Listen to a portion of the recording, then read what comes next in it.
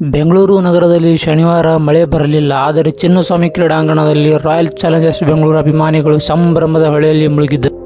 ಕೊನೆಯ ಎಸೆತದವರೆಗೂ ರೋಚಕ ಸದತೋಣ ನೀಡಿದ IPL ಪಂದ್ಯದಲ್ಲಿ RCBಯು 2 ರನ್ಗಳಿಂದ ಚೆನ್ನೈ ಸೂಪರ್ ಕಿಂಗ್ಸ್ ವಿರುದ್ಧ ಜಯವನ್ನು ಸಾಧಿಸಿತು. ಇದರೊಂದಿಗೆ ಪ್ಲೇಆಫ್ ಹೊಸ್ತಿಲಿಗೆ ಬಂದು ನಿಂತಿತ್ತು.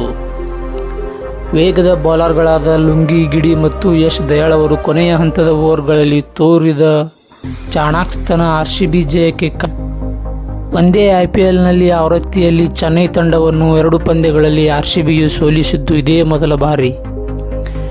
214 ರನ್ಗಳ ಗೆಲುವಿನ ಗುರಿ ಬೆನ್ನಹಟ್ಟಿದ ಮಹೇಂದ್ರ ಸಿಂಗ್ ಧೋನಿ ಬಳಗವು ಹೊಸ ಚಿಗುರು ಆಯುಷ್ ಮಾತ್ರೆ 48 ಬಾಲ್ಗಳಲ್ಲಿ 94 ರನ್ ಗಳಿಸಿ 9 4, 5 6 ಮತ್ತು ಹಳೆ ಬೇರು ರವೀಂದ್ರ ಜಡೇಜಾ 45 ಎಸೆತದಲ್ಲಿ 77 ರನ್ ಗಳಿಸಿದರು.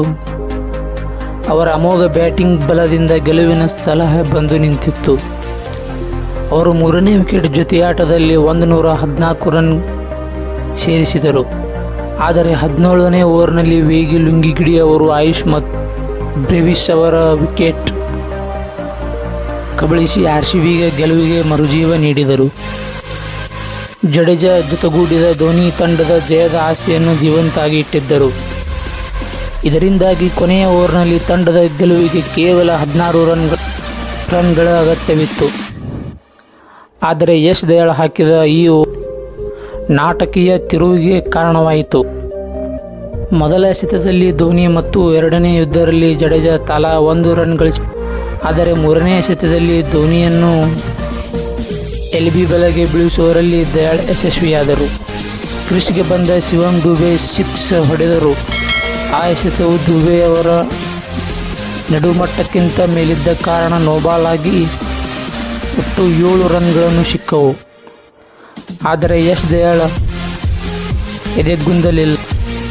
ನಂತರದ 3 ಎಸೆತಗಳಲ್ಲಿ 3 ರನ್ಗಳಷ್ಟೇ ಅದರೊಂದಿಗೆ ಜೇಕಬ್ ಬೆಥೆಲ್, ವಿರಾಟ್ ಕೊಹ್ಲಿ ಮತ್ತು ರೊಮೆರಿಯೋ ಅವರ ಅಬ್ಬರದ ಬ್ಯಾಟಿಂಗ್ ವ್ಯರ್ಥವಾಗದಂತೆ ನೋಡಿಕೊಂಡರು. ಅಲ್ಲದೆ RCBಯು 4 ಕ್ಯಾಚುಗಳನ್ನು ಕೈ ಚೆಲ್ಲಿದರೂ ಬರಿಸಿದರು.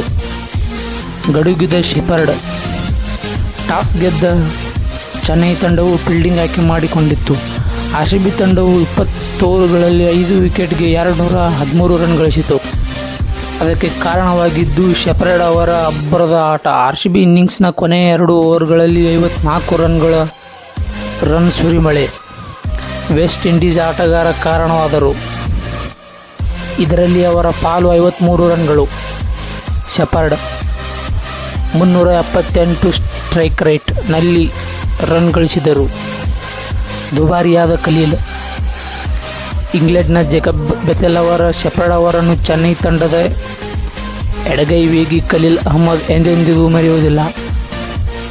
ಈ ಇಬ್ಬರು ಬ್ಯಾಟರ್ಗಳಿಂದಾಗಿ ಖಲೀಲ್ ಅಹ್ಮದ್ 3 ಓವರ್ಗಳಲ್ಲಿ 65 ರನ್ ಬಿಟ್ಟುಕೊಟ್ಟರು. ಖಲೀಲ್ ಹಾಕಿದ ಮೊದಲ ಸ್ಪೆಲ್ನಲ್ಲಿ ಜೇಕಬ್ ಬೆಥೆಲ್ ಮತ್ತು ಕೊಹ್ಲಿ ದಂಡಿಸಿದರು. ಅದರ ನಂತರ ಖಲೀಲ್ಗೆ 19 ಓವರ್ಗಳಲ್ಲಿ ಬೌಲಿಂಗ್ ಲಭಿಸಲಿಲ್ಲ. ಪತಿರಾಣ ಮತ್ತು ಸ್ಪಿನ್ನರ್ ನೂರ್ ಅಹ್ಮದ್ ಅವರು RCB ರನ್ ಗಳಿಕೆಗೆ ಕಡಿವಾಣ ಹಾಕಿದ್ದರು.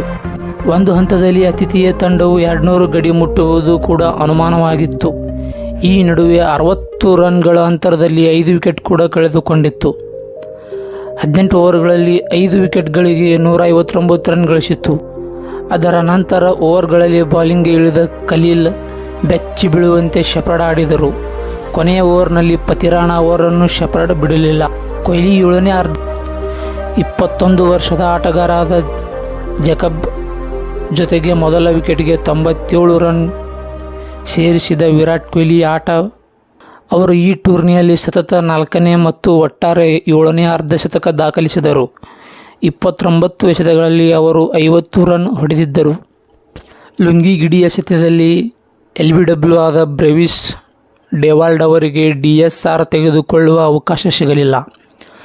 ಅದಕ್ಕೆ ಕಾರಣ ಅವರು DSR ಕೇಳುವಾಗ ನಿಗದಿಯ ಸಮಯ ಮುಗಿದಿತ್ತು.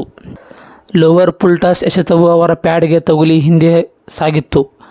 ಅಂಪೈರ್ LB ನೀಡಿದರು. ಆಗಲೇ ಮನವಿ ಸಲ್ಲಿಸುವ ಬದಲು 1 ರನ್ಗಾಗಿ ಬ್ರೇವಿಸ್ ಮತ್ತು ಜಡೇಜಾ ಓಡಿದರು. ನಂತರ ಪರಸ್ಪರ ಮಾತಾಡಿ DSR ಮನವಿ ಸಲ್ಲಿಸಿದರು. ಆದರೆ ಅಂಪೈರ್ ತಿರಸ್ಕರಿಸಿದರು. ಏಕೆಂದರೆ ಒಮ್ಮೆ ಅಂಪೈರ್ ಔಟು ಎಂದು ತೀರ್ಪು ಕೊಟ್ಟಾಗ ಬಾಲ್ ಡೆತ್ ಆಗುತ್ತದೆ. ಜೊತೆಗೆ DSR ಪಡೆಯುವ ಕ್ಷಣಗಳಲ್ಲೂ ಆರಂಭವಾಗುತ್ತದೆ. ಡೆವಾಲ್ಡ್ ಮರಳಿದರು. ನಂತರ ಟಿವಿ ರಿಪ್ಲೇಯಲ್ಲಿ ಮೂಡಿದ ದೃಶ್ಯದಲ್ಲಿ ಡೆವಾಲ್ಡ್ ನಾಟ್ಔಟ್ ಆಗಿರುವುದು ಸ್ಪಷ್ಟವಾಗಿತ್ತು. ತವರಿನಲ್ಲಿ ಟಾಸ್ ಸೋಲು. ಚಾಲೆಂಜರ್ಸ್ ಬೆಂಗಳೂರು ತಂಡವು ಚಿನ್ನಸ್ವಾಮಿ ಕ್ರೀಡಾಂಗಣದಲ್ಲಿ ಈ ವರ್ಷ ಆಡಿದ ಇಂಡಿಯನ್ ಪ್ರೀಮಿಯರ್ ಲೀಗ್ ಮತ್ತು ಮಹಿಳಾ ಪ್ರೀಮಿಯರ್ ಲೀಗ್ ಟೂರ್ನಿಗಳ 9 ಪಂದ್ಯಗಳಲ್ಲಿ ಟಾಸ್ ಸೋತಿದೆ. ಪುರುಷರ ತಂಡವು ಈ ವರ್ಷದಲ್ಲಿ ಇಲ್ಲಿ 5 ಪಂದ್ಯಗಳನ್ನು ಆಡಿದ ಸ್ಮೃತಿ ಮಂದಣ್ಣ ನಾಯಕತ್ವದ RCBಯು 4 ಪಂದ್ಯಗಳನ್ನು ಈ ಕ್ರೀಡಾಂಗಣದಲ್ಲಿ ಆಡಿದೆ. ಹೋದ ವರ್ಷದ ನೆನಪು. ಚಿನ್ನಸ್ವಾಮಿ ಕ್ರೀಡಾಂಗಣದಲ್ಲಿ ಹೋದ ವರ್ಷ ಚೆನ್ನೈ ಸೂಪರ್ ಕಿಂಗ್ಸ್ ಎದುರು ನಡೆದಿದ್ದ ಪಂದ್ಯದಲ್ಲಿ RCB ಗೆಲುವಿನ ಯಶ್ ದಯಾಳ್ ಪ್ರಮುಖ ಪಾತ್ರ ವಹಿಸಿದ್ದರು. ಆ ಪಂದ್ಯದಲ್ಲೂ ಸಹ ಯಶ್ ಕೊನೆಯ ಓವರ್ ಹಾಕಿದ್ದರು. ಚೆನ್ನೈ ಆಗ 17 ರನ್ ಅಗತ್ಯವಿತ್ತು. ಅದೇ ಓವರ್ನಲ್ಲಿ ಮಹೇಂದ್ರ ಸಿಂಗ್ ಧೋನಿ ವಿಕೆಟ್ ಯಶ್ ಪಾಲಾಗಿತ್ತು. ರೋಚಕತೆ ಕೆರಳಿಸಿದ ಆ ಓವರ್ನಲ್ಲಿ ಯಶ್ ದಯಾಳ್ ಚಾಣಾಕ್ಷತೆಯಿಂದ ಮರೆಸಿದ್ದರು. RCB ಗೆದ್ದಿತ್ತು. ಈ ಬಾರಿಯೂ ಅದೇ ರೀತಿಯ ಕೊನೆಯ ಓವರ್ ಥ್ರಿಲ್ಲರ್ ಅಭಿಮಾನಿಗಳು ಮನೆ ಗೆದ್ದಿತು. ನಿನ್ನೆ ನಡೆದ ಮ್ಯಾಚ್ CSK ವರ್ಷ RCB ಹೇಗೆ ಅಂತಂತೂ ಕಮೆಂಟ್ ಮಾಡಿ. ಯಶ್ ದಯಾಳ್ ಅವರ ಬಗ್ಗೆ ಒಂದು ಕಮೆಂಟ್ ಮಾಡಿ. ಹಾಗೆ ನಮ್ಮ ಚಾನಲ್ ಇನ್ನೂ ಸಬ್ಸ್ಕ್ರೈಬ್ ಮಾಡಿಲ್ಲ ಅಂದರೆ ಈಗಲೇ ಸಬ್ಸ್ಕ್ರೈಬ್ ಮಾಡಿ.